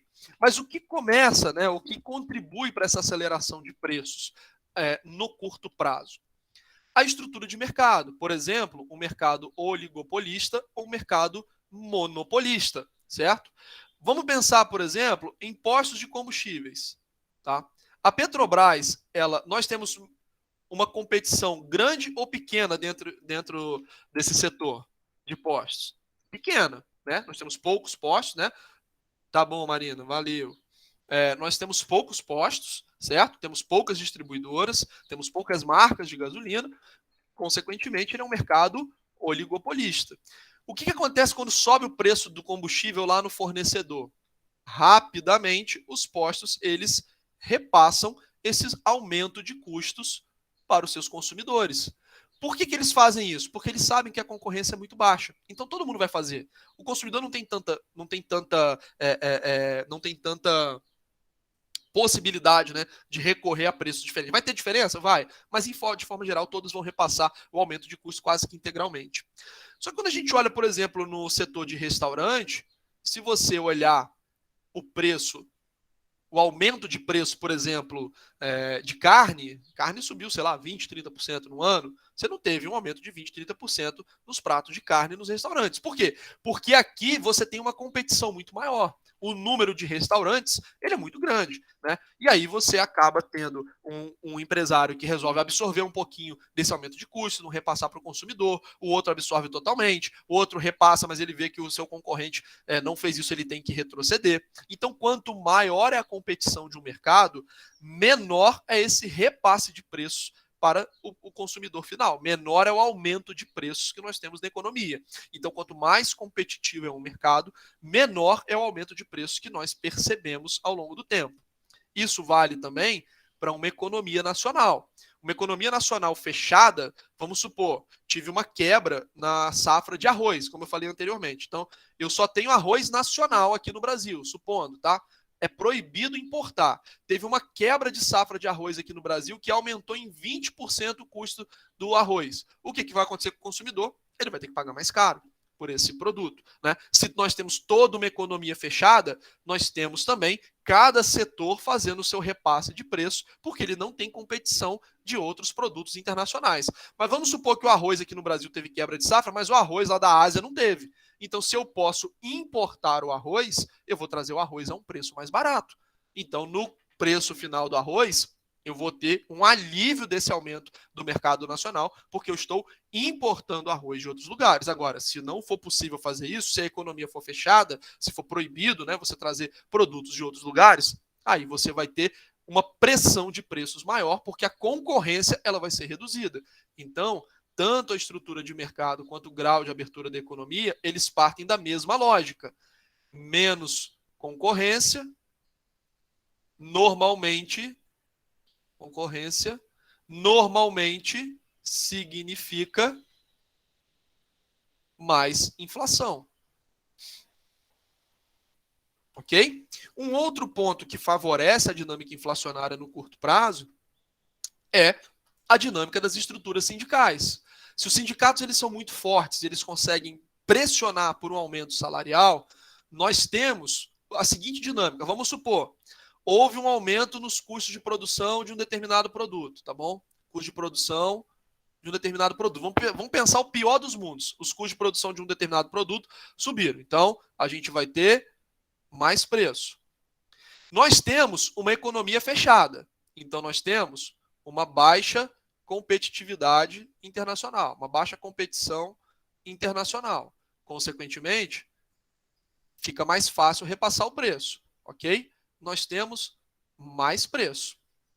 Aí eu chego para o consumidor e ele está percebendo que o salário dele está comprando menos coisas, os preços estão subindo, o salário dele não. Só que ele faz parte de uma entidade sindical muito forte, que consegue se mobilizar e conseguir um aumento de salário para aquela categoria. E aí outras categorias se mobilizam e conseguem um aumento de salário. O aumento de salário, beleza, é maravilha, né? Porque aí meu salário subiu, eu vou voltar a ter o meu poder aquisitivo de volta. O problema é que os salários subindo, eu estou aumentando o custo das empresas. Se essas empresas conseguem repassar preço, elas vão repassar o aumento de salário. Se essas empresas não têm competição internacional, elas vão repassar esse aumento de preços com ainda mais força. E aí o funcionário percebe que o assalariado percebe que o salário dele já não está valendo muito mais. Ele pressiona por mais aumento. O aumento aumenta custo, que aumenta a competição, que aumenta. E aí você gera um ciclo vicioso muito ruim, que essa inflação ela começa a acelerar. Ela vai se retroalimentando. Ah, professor, vai chegar num ponto em que as pessoas já não vão ter dinheiro, né? Perdão, vai chegar num ponto em que o empresário ele não vai conseguir mais repassar preço, porque ninguém vai comprar, né? Então você vai chegar num preço tão alto que vai acabar o dinheiro da maioria das pessoas, porque nem todo mundo faz parte de entidade sindical. Beleza? Correto. Aí é que entra um dos maiores vilões da inflação e o responsável por essa inflação ser, às vezes, descontrolada no longo prazo. O setor público. O Estado Nacional, pelo fato dele precisar fazer uma série de despesas, de desembolsos, ele precisa do dinheiro, ok? Se as coisas para o Estado pagar começam a ficar mais caras, ele vai ter que gastar mais. Só que tem um ponto. O Estado, ele é o próprio detentor da moeda. Em última instância, se ele não tiver dinheiro, ele consegue imprimir dinheiro e mandar pagar. Ok? Em última instância, se o Estado Nacional ele não tem dinheiro, como ele é o dono das máquinas que imprimem real, ele imprime dinheiro e manda pagar. Professor, mas aí vai gerar inflação. Beleza, mas ele precisa pagar suas contas. Ele não pode simplesmente dizer que ele não vai pagar, ok? Então, o Estado Nacional, quando ele está desequilibrado nos gastos públicos, ele acaba gerando mais inflação para conseguir fechar suas contas. Esse processo, na prática, não é simplesmente imprimir dinheiro e eu mando pagar. Até a década de 80 era quase isso, tá? Era bizarramente tosco, né, o esquema pelo qual... O esquema não, é a maneira pela qual o Estado se financiava. Hoje em dia, esse mecanismo ele é mais sutil. Mas, em última instância, né, nós temos que o Estado Nacional, ele acaba gerando inflação para conseguir fazer frente aos seus gastos. Ele gasta tanto que ele acaba precisando gerar inflação para compensar esses gastos. Isso é um ciclo vicioso. Ok? Isso é um ciclo vicioso. O Estado gasta muito dinheiro, ele enche a economia de dinheiro, esse dinheiro começa a perder valor e a inflação ela se alonga no longo prazo. Tá? Ela vai se perpetuando, melhor falando, no longo prazo. Tá? Então, essas três causas aqui, elas são muito ruins, ok? A estrutura de mercado, grau de abertura, estrutura de organização sindical, mas no longo prazo a inflação só vai sobreviver patamares muito altos se tiver alguém jogando dinheiro dentro desse sistema. E esse alguém é o governo, ok? Então o governo ele não pode ter um nível de gasto, não pode ter políticas públicas que gerem inflação, tá bom? Para a economia. Para a gente poder finalizar, pessoal, vou correr só mais um pouquinho aqui, que a gente já está chegando no nosso horário. Só para a gente finalizar, quando nós observamos um fenômeno inflacionário no curto prazo, por que eu estou falando curto prazo? É bom a gente ter essa distinção, como eu falei. No curto prazo, no longo prazo, a causa da inflação, que mantém a inflação viva, é o excesso de dinheiro. Ok? Em circulação, excesso de moeda em circulação. Ou seja, nós temos uma desvalorização do dinheiro, tá bom? Essa é a inflação no longo prazo. Porém, no curto prazo, nós temos outras causas, como eu mencionei aqui, ok? Então é bom de fazer essa distinção. No curto prazo também, nós podemos ter, por exemplo, pelo lado da oferta, alguns choques de produção que vão aumentar os preços. A gente está vendo isso agora, por causa da crise da Covid. A gente está tendo um aumento de preço generalizado no mundo todo. Qual é a principal causa desse aumento de preço generalizado? É o fato de que os custos de produção aumentaram muito. A China, por exemplo, quando tem caso de Covid, ela fecha toda, não interessa. Se a cidade tem 5 milhões de habitantes, ela tem porto, se ela tem uma rota de infraestrutura que depende o mundo inteiro daqui, não interessa, ela fecha a cidade e não quer ter caso de Covid. E aí você tem falta de produto, né? Então você tem falta de insumos, matéria-prima para uma série de produtos ao redor do mundo, porque a China, né, é uma grande fornecedora de produtos para o mundo inteiro. E aí o que você tem nessa escassez de produto? O preço sobe, tá? Então nós temos como analisar a inflação. Bom, o preço está subindo, os preços estão subindo. Por que eles estão subindo? Porque está tendo menos produto, tá? Isso é um problema pelo lado da oferta, o que nós chamamos de inflação de custos, tá? Então eu aumento os custos de produção, consequentemente eu tenho um problema inflacionário, tá? Eu tenho um problema de aumento de preço, ok? Pelo lado da demanda, tá? Nós temos um problema de inflação quando nós temos um excesso de pessoas querendo consumir. Então, por algum motivo, o mercado está muito aquecido, as pessoas estão com muito dinheiro, elas querem comprar muito, mas não tem tantos bens disponíveis. Só que isso foi causado por uma aceleração da demanda. Tá? Então, por exemplo, aqui na inflação de custos, eu tenho como uma causa, por exemplo, um choque nas cadeias produtivas.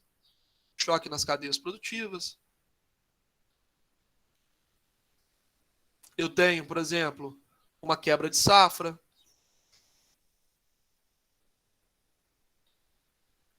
Ok? Eu tenho, por exemplo, um aumento nos custos, um aumento nos combustíveis. Tá? Isso aqui é um aumento de custo de produção. Tá? Então, as causas aqui, nós temos esses exemplos. Quando eu estou falando de demanda agregada, eu estou falando da ótica do consumo, né? Enquanto aqui eu estou falando da ótica da produção. Eu tenho mais pessoas com dinheiro disponível. Sabe o que pode causar isso? Vou dar um exemplo para vocês poderem entender. Auxílio emergencial. É só um exemplo, tá, pessoal? auxílio emergencial. O que aconteceu no ano passado? Com a pandemia, o governo ele aprovou um auxílio emergencial no valor de R$600 e ele distribuiu esse auxílio emergencial para uma série de pessoas. Como eu falei anteriormente, esse auxílio foi um pouco mal calibrado. Teve muita gente que recebeu sem precisar.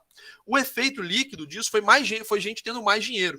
Houve, no ano passado, num determinado período, uma redução da pobreza na população brasileira assustadora. As pessoas estavam com muito dinheiro. Por quê? Por conta do auxílio emergencial. Tá? Então, de uma hora para outra, muita gente uma grande parte da população ficou com dinheiro, principalmente a população mais pobre, né? Teve muito dinheiro em caixa naquele momento, por conta do recebimento do auxílio. E o que eles fizeram com esse auxílio? Normalmente, pessoas de renda menor transformam o dinheiro rapidamente em consumo. Elas não investem, né? Vou investir, imagina, a pessoa que ganha um salário mínimo está sempre com a corda no pescoço, recebe um dinheiro, vou investir aqui. Pode ter um ou outro, a maioria não faz isso. A maioria pega esse dinheiro e gasta em alimento, quer dizer, compra mais comida, troca às vezes um eletrodoméstico que precisava, faz algum tipo de reforma que estava precisando no seu imóvel, tá? Então esse dinheiro ele é rapidamente transformado em consumo, ele não fica guardado, tá? Ele é rapidamente transformado em consumo. E o que nós tivemos naquele momento foi um monte de gente querendo consumir e uma quantidade de produtos que não cresceu na mesma forma, né? Muita gente teve mais dinheiro, mas a quantidade de produtos disponível não cresceu da mesma forma. Então nós tivemos muita gente disputando produtos no mercado. Consequentemente, os preços começaram a subir porque não tinha para todo mundo e muita gente estava com dinheiro suficiente para pagar mais caro. Então, quando eu tenho um excesso de consumidores, um excesso de produtos a serem consumidos no mercado, eu favoreço o aumento de preço. Eu favoreço a inflação pelo lado da demanda. A análise da inflação pela ótica da demanda agregada. Por que a nossa inflação acabou subindo tanto nesses últimos meses? Porque nós tivemos uma combinação desses dois fatores. Nós tivemos, em paralelo, um aumento da demanda agregada causado por esses auxílios emergenciais que foram dados aqui no país, mas foram dados no mundo inteiro. Então foi dado nos Estados Unidos, na Europa, no Japão menos, que teve um problema menor de coronavírus. Mas Brasil, Estados Unidos e Europa aprovaram planos muito grandes de auxílios à sua população, então injetou dinheiro na economia. Em paralelo a isso, a economia mundial passa por um choque de oferta, porque várias cadeias produtivas foram quebradas em suas dinâmicas por conta dos lockdowns, as necessidades de parada para não haver uma maior expansão da Covid. Então nós tivemos esses dois fenômenos se juntando, daí o motivo da nossa inflação ter subido tanto e tão rápido. Tá, pessoal? O Estado brasileiro está gastando muito? Tá gastando muito. Mas não foi ele que causou essa inflação recentemente. Tá? No curto prazo, não é ele o principal responsável por essa inflação. É porque as pessoas estão conseguindo mais salário? Não, não é. É porque a economia brasileira está muito fechada? Não. Aqueles fatores clássicos que contribuem para a inflação, eles não tiveram um papel determinante. Isso foi uma coisa disseminada, tá? Tanto pelo lado da demanda quanto pelo lado da oferta. Por isso que essa inflação esticou tanto e tão rápido, né? Os preços subiram assim assustadoramente e parece que esse fenômeno ele vai se estender por um período um pouco maior por conta desses choques que permanecem, dessa demanda agregada que ainda está aquecida, está baixando, mas ainda está aquecida. Professor, e como é que a gente resolve esse problema? Bom, isso aí a gente vai ver na próxima aula, quando a gente entrar especificamente no tema de política monetária, tá? Pessoal, desculpa aí, engatei esses últimos 10 minutos falando, mas queria saber se ficou... Eu vou mandar para vocês alguns vídeos falando sobre inflação, tá? Professor. Algum tempo no mando. Oi, fala, Marcos. Eu acho um negócio muito egoísta a questão dos preços. Pelo fato, por exemplo, a questão da carne agora começou a baixar pelo fato da China não estar recebendo mais carne, não estar conseguindo consumir essa quantidade toda de carne. Aí, devido a ter carne agora nos portos, a carne agora nacional começou a baixar. Então, assim, meio que a gente é controlado pelo exterior, entendeu? Então, existe, sem dúvida, mas assim, esse controle, ele não é, no sentido assim, não é que é controle, a gente é muito influenciado, né? Porque controle dá a ideia de que tem alguém manipulando assim, o mercado, né? E na prática não tem. Ainda mais um mercado tão grande, né, quanto o mercado de proteína animal, que é um mercado mundial. Tá? É um mercado mundial, então ele sofre dinâmicas do mundo inteiro, tá? E novamente, vamos lembrar da área dos incentivos, né? O empresário, a JBS malvada, quer ter mais dinheiro, tá mandando para a China, podendo alimentar o povo brasileiro. Mas se você tivesse um produto que você pudesse ganhar 150 ao invés de ganhar 100, Você ia querer ganhar 150, não é que a JBS, porque eles são produtores, né? Se você estivesse vendendo um produto, você pudesse ganhar mais, você ia querer também, né? É o lado que você está na relação de consumo. Então, algumas dinâmicas, né? Elas têm influências, mas não no sentido de manipulação. É uma influência de mercado, ainda mais quando a gente está falando. Você pode falar de manipulação de mercado, em alguns casos? Pode. Principalmente mercados pequenos, com pouca competitividade, mercados locais, mas quando a gente fala de um produto internacional, são muitas dinâmicas que influenciam, tá? Mas não existe necessariamente um controle no sentido, assim, controle, a pessoa fala no sentido amplo. Não, concordo, né? A gente é controlado pelo mercado internacional de diversas formas, concordo, mas não é um controle no sentido de que eles manipulam deliberadamente. Mas é uma dinâmica muito forte, influencia muito, né? Porque são um mercado consumidor de 1 bilhão de pessoas, né? Agora você imagina se a China, se a Índia, né, se a vaca não fosse sagrada na Índia, né? Aí, bicho, a carne ia estar R$500, porque seriam 2 bilhões de pessoas consumindo carne. Então a gente tem que torcer para o hinduísmo ter muita força na Índia por muito tempo, entendeu? Torcer lá para os caras continuarem achando que a vaca é sagrada, porque a hora que os caras começarem a comer carne de boi, bicho, esse preço vai para a lua. Mas não vai acontecer tão cedo, né? E a China, o que aconteceu com a China? A China teve um problema no seu rebanho suíno. Eles tiveram que matar bilhões de porcos. Tá? Bilhões de porcos. Foi milhões, foi bi. Eles tiveram que matar bilhões de porcos para evitar uma contaminação disseminada. Eu não lembro se foi peste suína africana, acho que é esse o nome. Peste suína africana. E aí eles perderam, né, um suprimento, olha o choque de oferta, né? Eles tiveram uma quebra na safra, não sei se seria safra a palavra correta, porque não é um ativo agrícola, mas eles tiveram uma quebra na cadeia de produção de proteína animal muito grande. Pô, você imagina você aniquilar o rebanho suíno de um país de 1 bilhão de pessoas. Você imagina quantos como é que é o nome aquele porquinho esqueci o nome do porquinho que tem no filme. Imagina quantos porquinhos bonitinhos daquele, cara, foram assassinados, assim, para evitar a contaminação do rebanho, de todo o rebanho. Então, houve uma quebra muito grande. Aí você vê que eles estão pressionando pelo preço da carne. Não, é porque os caras não têm carne para comer, porque acabou a carne do mercado interno. Eles têm que trazer de fora, entendeu? E o empresário, qualquer que seja o empresário, é claro que ele vai querer vender a 150, se ele puder vender, se ele puder vender 150, ele vai vender 150, vai de 120, entendeu? Sei lá, o quilo, tonelada, enfim, qualquer que seja. Estou botando aqui um exemplo, tá bom? Não estou falando o preço normal. Mas, sem dúvida, principalmente o Brasil ele é um país muito dependente do que nós chamamos de commodities, que são produtos internacionalmente comercializados. Petróleo, minério, carne, produtos agrícolas, eles são chamados de commodities, tá? São produtos que são consumidos no mundo inteiro. Consequentemente, a gente fica refém, né, dessa dinâmica de preço. Nós somos passageiros desse preço, né? O petróleo é o mais diferente de todos, que o petróleo é controlado por um oligopólio da OPEP, que são os países produtores de petróleo. Apesar de ser uma commodity, né? A OPEP tem muita influência no preço de petróleo. Mas o Brasil, soja, carne, minério, esse preço ele é dado no mercado. A gente não consegue influenciar muito. É um mercado competitivo, lembra que a gente estudou? Mercado perfeitamente competitivo. Ele é um mercado cujo preço ele é dado. Você não consegue influenciar, você não tem barganha no preço, entendeu? A gente fica sujeito realmente a essas dinâmicas de mercado. Show de bola. Beleza? Pessoal, bom, na aula que vem a gente vai continuar. Deixa eu só tirar o print aqui de tela. Hoje a gente ficou mais uns minutinhos. Mas é um tema que eu pessoalmente gosto muito de falar. E eu acho que os alunos também gostam muito de ouvir a respeito. Um tema muito interessante. Tema de inflação. Principalmente nesse momento que a inflação está muito alta. E aí, olha como é que são as coisas, né? A gente está caminhando para fechar o ano com inflação de 10% de janeiro a dezembro, provavelmente. Algo em torno disso. Se vocês olharem a projeção de preços, projeção de inflação no início do ano, a maioria das casas de análise de economia imaginava que a inflação hoje estaria na casa aí de 3%, ou seja, é um erro crasso, né? É um erro de mais de triplo, né? Mas foi um pouco imprevisível, né? A maneira como a inflação subiu.